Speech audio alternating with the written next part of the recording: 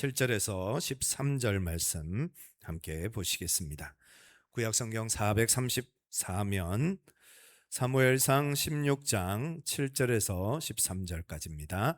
우리 한 절씩 교독하시고 마지막 절 같이 읽겠습니다. 여호와께서 사무엘에게 이르시되 그의 용모와 키를 보지 말라. 내가 이미 그를 버렸노라. 내가 보는 것은 사람과 같지 아니하니 사람은 외모를 보거니와 나 여호와는 중심을 보느니라 하시더라.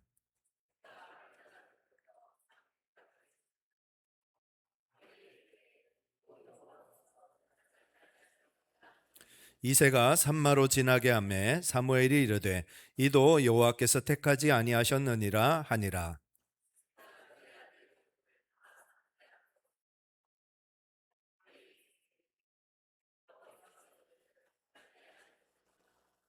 또 사무엘이 이새에게 이르되 내 아들들이 다 여기 있느냐? 이새가 이르되 아직 막내가 남았는데 그는 양을 지키나이다. 사무엘이 이새에게 이르되 사람을 보내어 그를 데려오라. 그가 여기 오기까지는 우리가 식사 자리에 앉지 아니하겠노라. 그의 빛이 붉고 눈이 빛변하고 얼굴이 아름답더라. 여호와께서 이르시되 이가 그니 일어나 기름을 부으라 하시는지라. 사무엘이 기름 뿔병을 가져다가 그의 형제 중에서 그에게 부었더니 이날 이후로 다윗이 여호와의 영에 크게 감동되니라. 사무엘이 떠나서 라마로 가니라. 아멘. 우리 영상 하나 보고 말씀 나누겠습니다.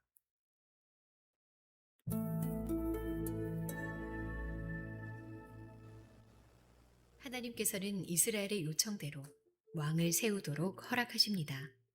온 백성의 기대 속에 세워진 이스라엘의 초대 왕은 사울이었습니다. 그는 대단히 매력적인 사람이었습니다. 훌륭한 가문 출신의 다른 모든 이들보다 어깨 위만큼 키가 컸지요. 외형적으로는 왕이 되기에 필요한 모든 자격을 갖추고 있었습니다. 그러나 그의 마음은 하나님보다 인간의 제도와 권력을 의지했습니다. 사울이 제일 처음 한 일은 백성들이 원하는 군대를 세운 것입니다. 그러나 그 군대는 곧 블레셋의 위협 앞에 도망합니다. 전쟁에서 무너지는 군대를 보며 초조해하던 사울은 그릇된 결정을 내립니다. 전쟁을 위해 여호와께 제사를 드리려고 사무엘을 기다리다가 그가 오지 않자 자기 마음대로 먼저 제사를 드린 것입니다. 이는 하나님의 말씀을 저버리고 업신여기는 행위였습니다. 하나님을 진정한 왕으로 인정하고 그의 말씀을 따르는 것보다 제사 의식 자체가 더 중요하다고 생각한 것이기 때문입니다. 사울은 그 이후로도 하나님께서 내리신 명령을 거듭 지키지 않습니다. 하나님이 보시기에 사울은 더 이상 이스라엘의 왕이 아니었습니다. 이스라엘의 왕에게 가장 중요한 것은 눈에 보이는 외형적인 모습이 아닌 하나님의 목소리를 청종하고 그의 말씀에 순종하는 마음이었기 때문입니다. 하나님께서는 여호와의 마음에 맞는 사람, 마음이 온전히 여호와를 향한 사람을 찾아서 이스라엘의 왕으로 세우실 것입니다.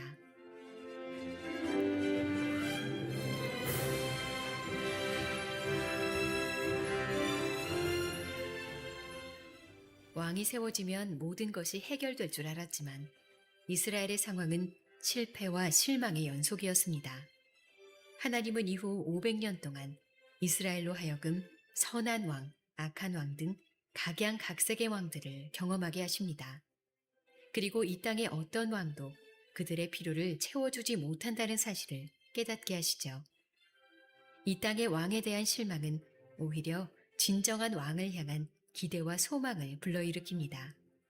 사리사욕을 채우는 왕이 아니라 백성에게 생명과 평강을 누리게 해줄 참된 왕을 기다리게 되는 것이죠. 그 소망은 마침내 예수 그리스도께서 오심으로써 성취됩니다.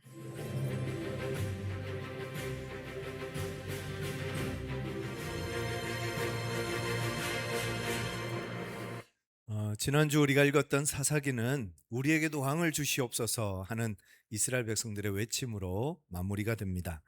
그래서 하나님은 사람들이 꼭 원하는, 사람들이 바라는 왕을 선물로 주시죠. 모든 것을 갖춘 왕, 그 사람이 사울이었습니다. 그런데 사울이 왕이 되자마자 이스라엘 백성들은 그를 왕으로 인정해 주기보다는 그를 별로 달갑게 여기지는 않습니다.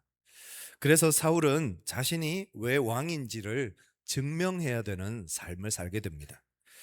여러 번 블레셋과의 전투에서 위대한 승리를 거두고 결국은 사울은 자신이 왜 왕인지를, 또 왕이 될 사람이었는지를 증명해 내게 됩니다. 그런데 그때부터 사울은 자신의 존재 가치를 붙들고 살아가는 사람이 됩니다. 하나님을 믿는 자이면서도 동시에 자기 자신이 더 중요해지고 자기 자신을 더 신뢰하는 그런 신앙의 변질이 일어나게 되어집니다. 사무엘상 13장에 보면 사울이 사무엘이 정한 시간에 도착하지 않자 사무엘 대신에 자기가 제사를 지냅니다. 하나님이 세우신 영적 권위를 무시하고 단순히 그 제사 한 번 잘못 드린 것이 아니라 하나님보다 자신이 먼저 앞서가는 그런 이제 실수를 범하기 시작합니다. 그리고 사무엘상 15장에 보면 아말렉과의 전투에서 하나님께서 아말렉 왕과 그의 모든 소유를 진멸하라 하셨는데 이 사울은 그 명령을 따르지 않고 왕과 살찐 양과 소들을 남겨두게 됩니다. 그래서 결국 자기 자신보다 하나님을 더 신뢰해야 되는데 하나님보다 자기 자신을 더 신뢰하는 길을 걷고 있는 사울을 보여주고 있습니다. 그때 하나님께서 하신 말씀이 순종이 제사보다 낫고 듣는 것이 순양의 기름보다 낫다라는 말씀을 하십니다. 결국 하나님이 사울을 버리신 것은 사울이 실수 몇 번 했다고 그 실수 때문에 그를 버리신 것이 아니라 사울이 더 이상 하나님을 신뢰하지 않고 하나님보다 자기 자신을 더 믿고 의지하는 사람이 되었기 때문에 결국 하나님은 사울을 버리고 또 다른 사람에게 기름 부음을 허락하셔야만 했습니다. 그래서 하나님이 다윗을 선택하시고 다윗을 기름 부으시는 장면이 오늘 본문의 배경이 되겠습니다. 사무엘상 16장은 사무엘이 이새의 집을 찾아와서 이제 이새의 아들들에게 세례를 왕으로 임명하는 기름 부음을 허락하는 장면입니다. 이때 이새의 아들들을 하나씩 하나씩 만납니다. 이새에게는 8명의 아들이 있었는데 그 중에 8번째 아들이 다윗이었습니다.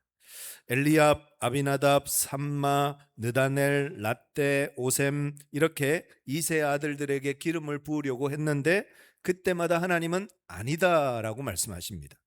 오늘 11절 같이 한번 읽어보실까요? 또 사무엘이 이새에게 이르되 내 아들들이 다 여기 있느냐? 이새가 이르되 아직 막내가 남았는데 그는 양을 지키나이다. 사무엘이 이새에게 이르되 사람을 보내어 그를 데려오라. 그가 여기 오기까지는 우리가 식사 자리에 앉지 아니하겠노라. 이새의 7 아들이 다 하나같이 사무엘 앞에 섰습니다만 하나님은 그 아들들이 다 아니라고 말씀하십니다. 그러자 사무엘이 이새에게 질문합니다. 내 아들들이 다 여기 있느냐? 질문이 좀 이상하지 않습니까? 또 다른 아들이 없느냐라고 물어야 되는데 내 아들들이 다 여기 있느냐라고 질문을 합니다. 그러자 이새가 대답하기를 아직 막내가 남았는데 그는 양을 지키나이다라고 대답을 했습니다.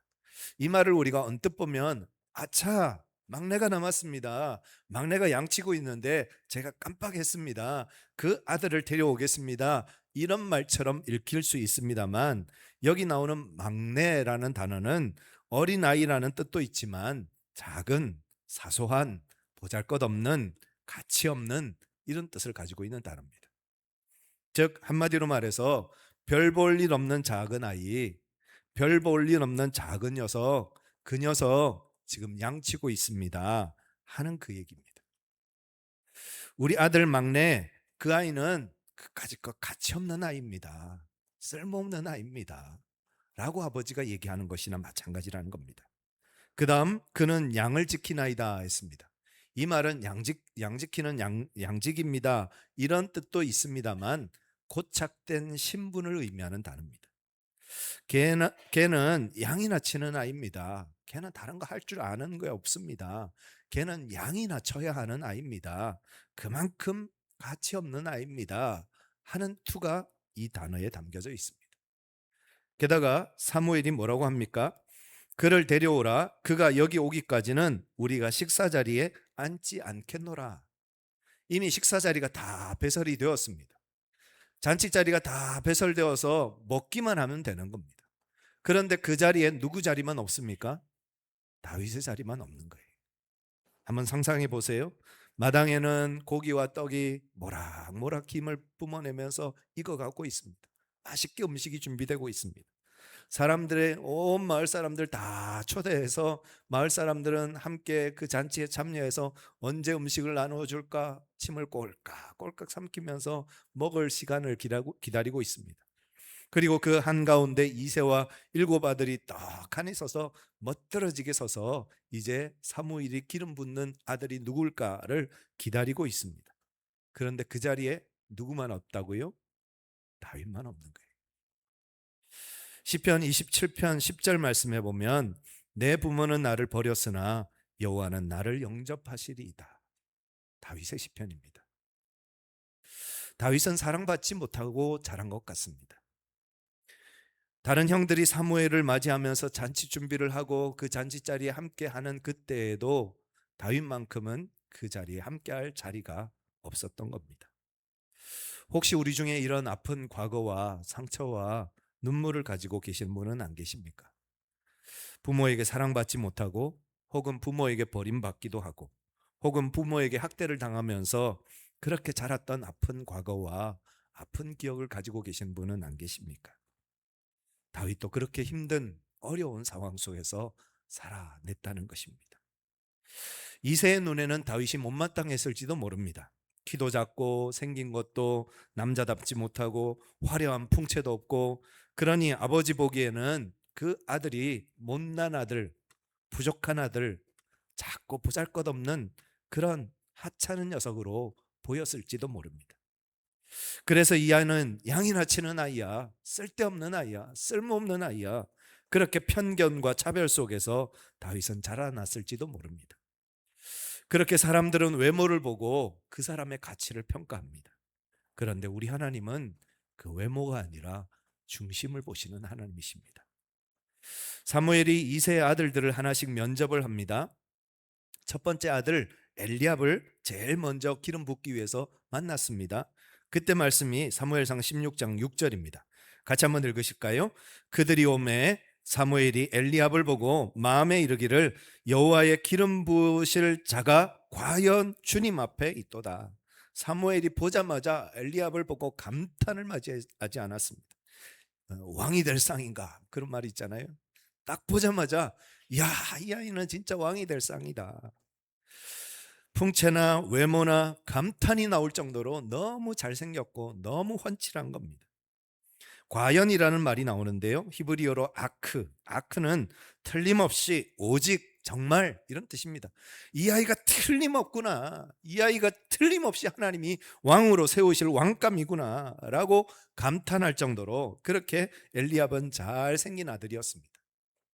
그런데 사무엘상 17장에 보면 전혀 뜻밖의 장면이 펼쳐집니다. 17장 28절에 같이 한번 읽으실까요? 큰 형 엘리압이 다윗이 사람들에게 하는 말을 들은지라 그가 다윗에게 노를 바라여 이르되 내가 어찌하여 이리로 내려왔느냐, 들에 있는 양들을 누구에게 맡겼느냐, 나는 내 교만과 내 마음의 완악함을 아노니 내가 전쟁을 구경하러 왔도다.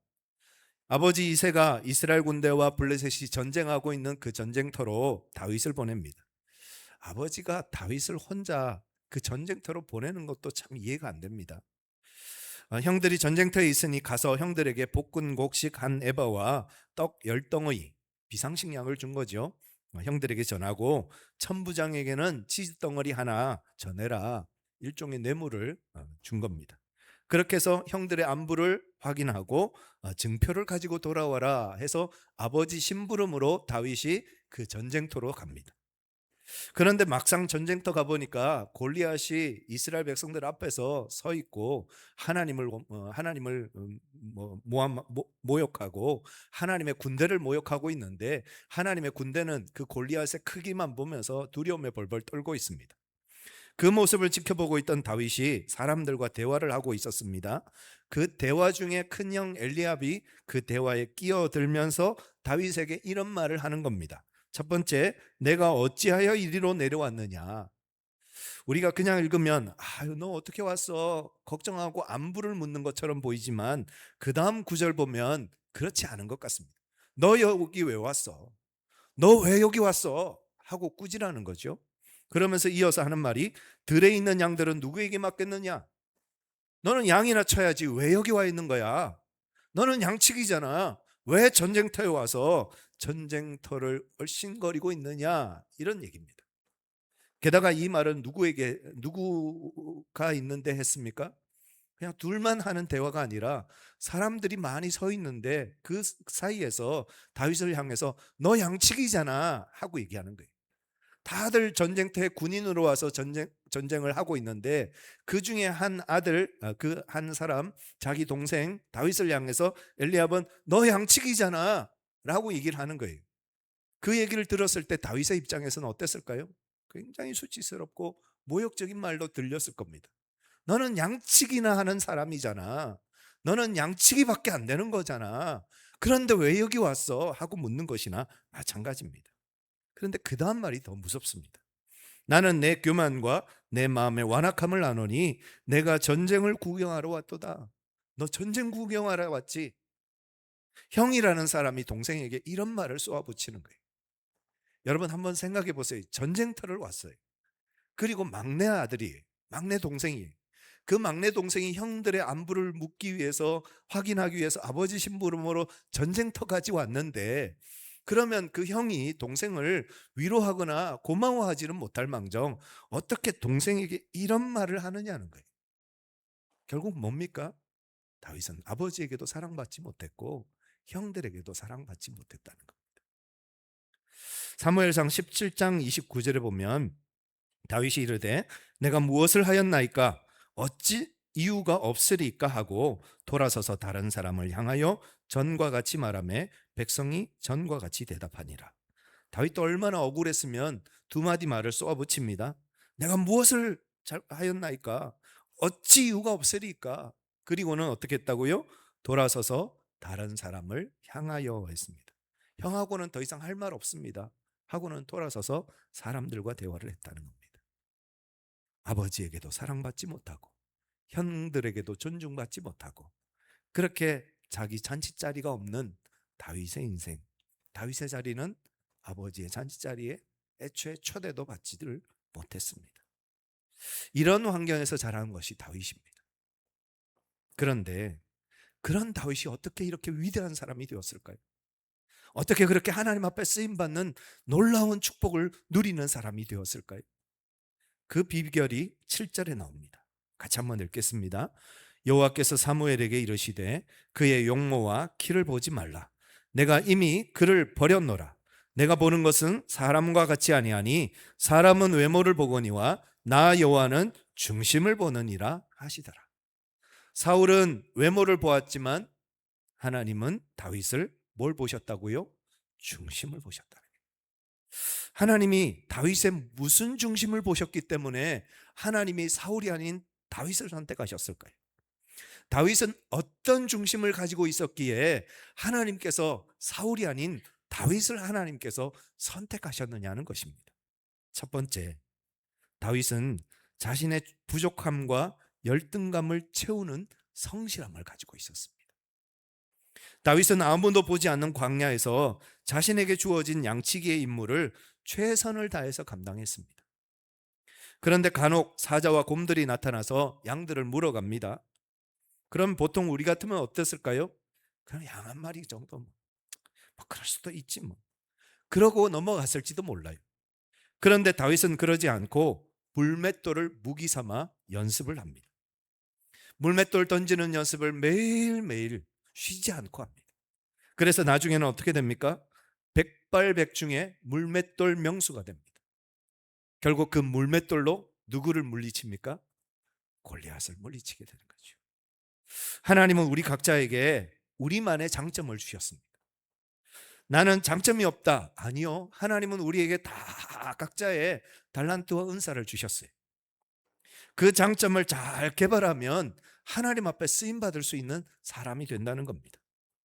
그런데 사람들은 나는 장점이 없어 라고 고백하면서 그 장점을 그냥 땅에 묻어둡니다. 뿐만 아니라 그 장점을 개발하려고 노력하지 않습니다. 그냥 물맷돌을 들고 다닐 뿐이지 그 물맷돌을 가지고 연습하지 않습니다. 그래서 기회가 와도 그 기회를 사용할 줄을 모르게 되는 겁니다. 다윗은 하나님께서 허락하신 그 작은 것을 가지고 성실하게 부지런하게 열심히 갈고 닦아서 그 작은 기술이 자신의 인생을 바꾸고 자신의 운명을 바꾸는 위대한 것으로 만들어가는 사람이었다는 겁니다. 저와 여러분들이 우리의 삶의 자리에서 우리에게 주신 하나님의 장점을 가지고 충성스럽게 갈고 닦는 믿음의 삶을 살아가는 우리 모두가 되기를 간절히 소망합니다. 두 번째로 다윗에게 있었던 그 중심은 작은 일에도 충성하는 충성심이었습니다. 그는 아버지의 사랑, 형들의 사랑을 받지 못했습니다. 그래서 빈들에서 양들이나 쳐야 하는 그런 하찮은 인생으로 하찮은 시간을 보내면서 수많은 시간을 보내야만 했을 겁니다. 보통 사람 같으면 어땠을까요? 아유, 나는 하찮은 사람이야.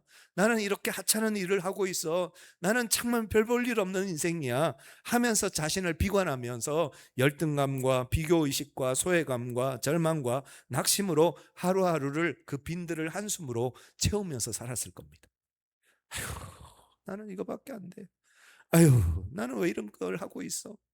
아버지와 형들은 저렇게 잔치를 먹고 있는데 나는 왜 이렇게 이런 운명으로 살고 있어? 마치 그것을 운명처럼 여기면서 마른 떡과 마른 물고기를 뜯으면서 하루하루를 보냈을 겁니다. 그런데 다윗은 비록 아버지의 잔치 자리에 자신의 자리는 없었을지라도 언젠가 하나님께서 나에게 좋은 자리를 허락해 주실 것이라는 그 믿음을 가지고 하루하루를 살아갔습니다. 그리고 현재 자신에게 맡겨진 그 작은 일을 작다 여기지 않고 그 작은 일에 충성하는 믿음의 삶을 살아갔습니다. 보통 사람들은 작고 보잘것없는 일을 맡기면 저 사람들은 저렇게 화려하고 빛나는 일들을 맡기는데 왜 나에게는 이렇게 작고 보잘것없는 일만 맡기냐고 원망하고 불평할 겁니다. 그러나 하나님 보시기에는 중심을 가진 사람이 그 일이 작든 크든 최선을 다할 때 하나님이 그를 인정하시고 하나님이 그를 높여주십니다. 사무엘상 17장 34절부터 36절까지 우리 같이 한번 읽어보실까요? 다윗이 사울에게 말하되 주의 종이 아버지의 양을 지킬 때에 사자나 곰이 와서 양떼에서 새끼를 물어가면 내가 따라가서 그것을 치고 그 입에서 새끼를 건져내었고 그것이 일어나 나를 해하고자 하면 내가 그 수염을 잡고 그것을 쳐 죽였나이다. 주의 종이 사자와 곰도 쳤은즉 살아계신 하나님의 군대를 모욕한 이 할례 받지 못한 블레셋 사람이니까 그가 그 짐승의 하나와 같이 되리이다. 다윗은 양 한 마리도 그냥 하찮게 여기지 않았습니다. 곰과 사자가 양 한 마리, 양 새끼 한 마리 물어가면 뭐 그럴 수도 있지 뭐 그렇지 뭐 그렇게 넘겨버리지 않았다는 거예요. 그 곰과 사자의 입에서 새끼 양 한 마리를 건져내기 위해서 다윗은 그 곰과 사자에게 달려 들어갔다는 거예요. 그 양 한 마리를 건져내기 위해서 그 입에서 그 양 한 마리를 꺼내기 위해서 자신은 목숨을 거는 그런 도전을 감행하는 삶을 살았다는 것입니다. 그 양 한 마리가 뭐라고요? 미켈란젤로가 시스티나 대성당 천정에 벽화를 그릴 때 일입니다. 시스티나 대성당은 바닥에서 천정까지 20m입니다. 아파트로 치면 7층, 8층 높이입니다. 그 높은 곳에 올라가서 4년 동안 그림을 그리는데 고개를 들고 마치 목이 부러질 것 같은 그런 상태에서 4년 동안 천정화를 그렸습니다.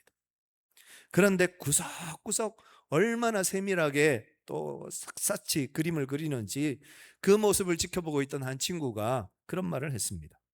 어차피 높아서 밑에서 보이지도 않는데 뭘 그렇게 꼼꼼히 그렇게 하나? 대충대충 해. 왜 그렇게 꼼꼼하게 하나? 누가 본다고? 그러자 미켈란젤로가 이렇게 대답을 합니다.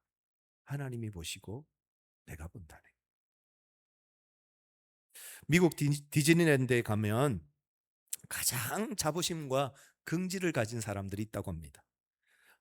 뭐 임원들이나 간부들이 아니고요. 가장 자부심과 긍지를 가진 사람이 누구냐? 커스터디얼이라는 사람입니다. 이 커스터디얼이 뭐 하는 사람들인가 하면 관객들이 다 떠나가고 나면 밤에 불을 켜놓고 쓰레기를 치우고 바닥을 청소하고 길에 그려진 그림을 보수하는 사람들. 한마디로 허드렛 일을 하는 사람들입니다. 그 허드렛 일을 하는 사람들이 다른 누구보다도 자부심을 가지고 일을 한대요. 그런데 뭐라고 얘기를 하느냐 하면 제가 하는 이 빗질은 청소가 아니라 무대 연출입니다. 맞지요? 그분들이 밤새 청소하지 않으면 무대에서 연기를 하는 사람들이 연기를 할 수 있을까요? 그분들이 그 하찮고 허드렛 일을 하지 않으면 관객들이 와서 그 모든 공연들을 구경할 수 있을까요? 내가 하는 일은 하찮은 일이 아니라 이 모든 놀이공원을 운영하는 그 무대를 연출하는 일입니다. 라는 자부심을 가지고 일을 한다는 겁니다. 설거지를 하고 운전을 하고 청소를 하고 쓰레기를 치우고 서류 정리를 하고 사람들 보기에는 하찮고 보잘것없는 일처럼 보이지만 하나님께 하듯 하면 그 자체가 하나님이 받으시는 예배가 된다는 것이죠. 다윗은 그렇게 작고 하찮은 일을 하찮게 여기지 않았습니다. 그리고 그 작고 하찮은 일을 하는 자신도 하찮게 여기지 않았습니다.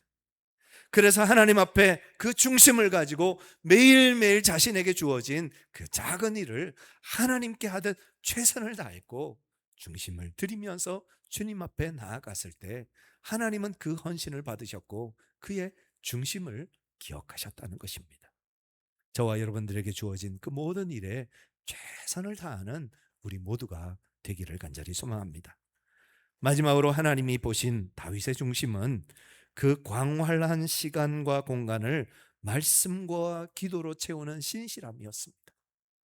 다윗은 광야에서 홀로 있었죠. 양을 쳐야 했습니다. 그에게는 시간이 많았습니다. 그는 넓은 공간에 홀로 지내야 했습니다.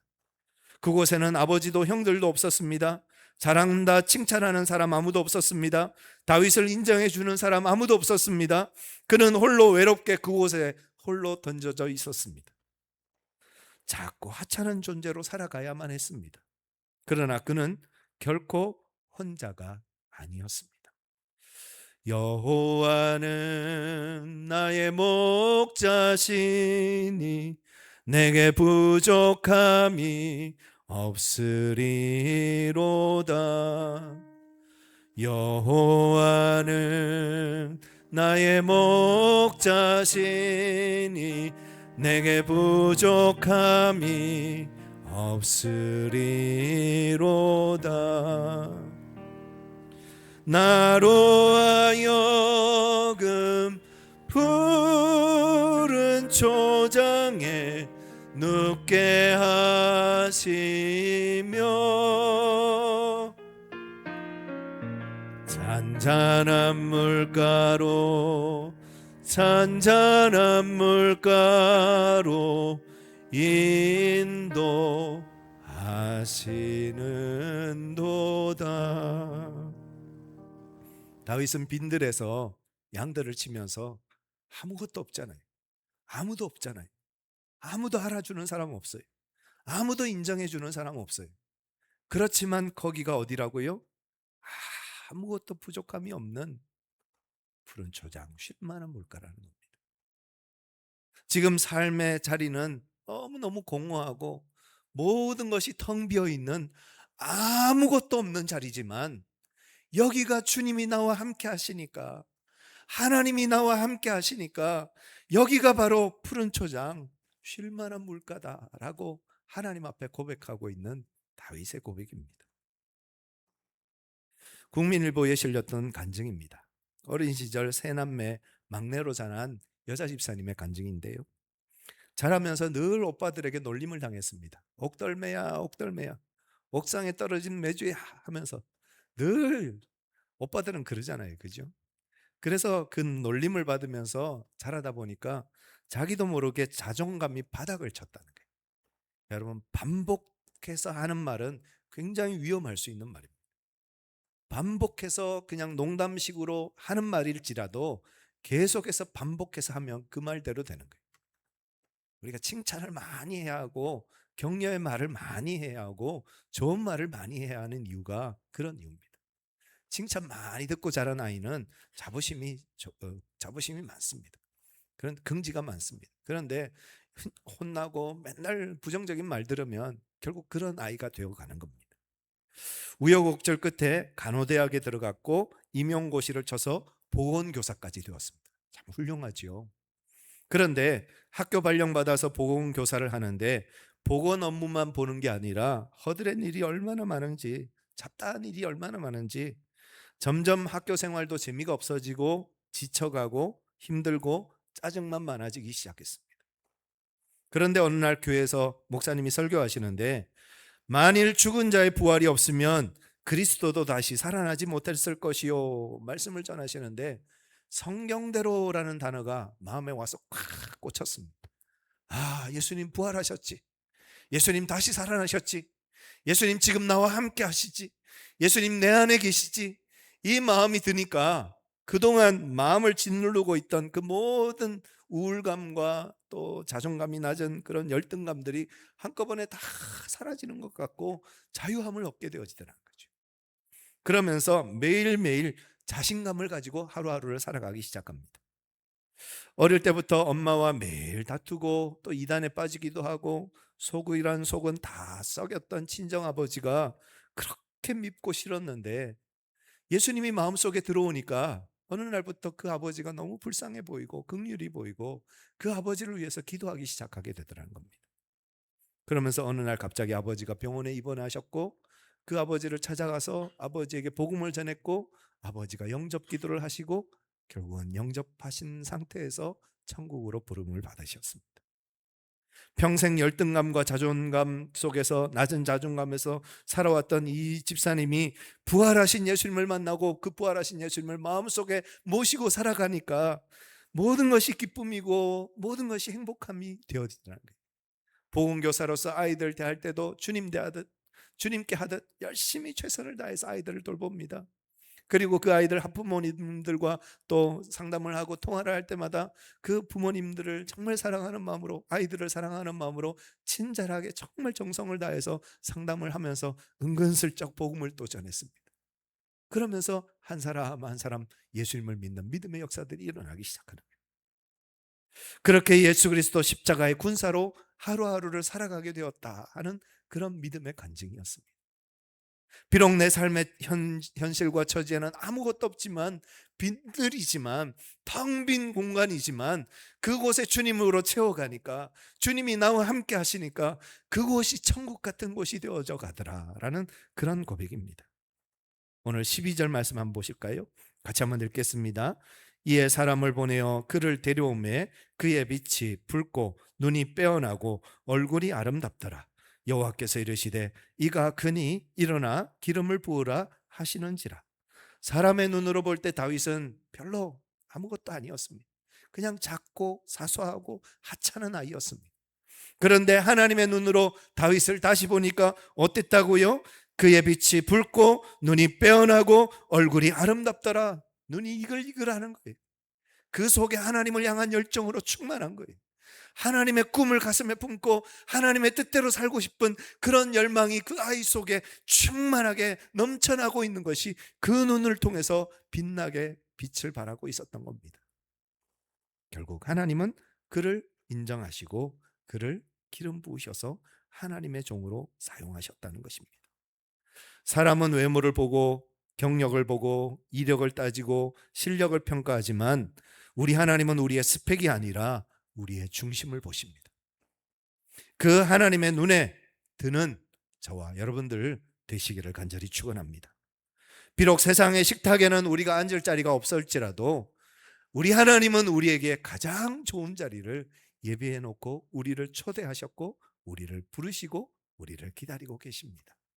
그 사실을 믿는 믿음을 가지고 주님과 동행하시는 삶을 살아가시는 여러분 모두가 되시기를 간절히 축원합니다. 사람들은 나를 인정하지 않고 나를 알아주지 않아도 하나님은 나를 아십니다. 하나님은 내 이름을 불러주십니다. 그리고 주님은 지금도 나와 함께 하십니다. 그 사실을 믿는 믿음을 가지고 주님과 늘 함께 하시는 행복을 누리시는 여러분 모두가 되시기를 축원합니다. 우리 이 시간 찬양팀 나오셔서 같이 한번 찬양하시고 우리 함께 기도하기를 원합니다. 나를 지으신 주님 내 안에 계셔 처음부터 내 삶은 그의 손에 있었네.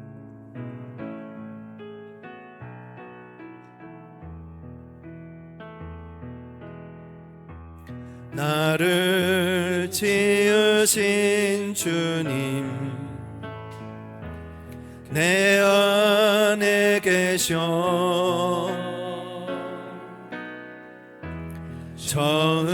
처음부터 내 삶은 그의 손에 있었죠. 내 이름 아시죠? 내 이름 아시죠? 내 모든 생각도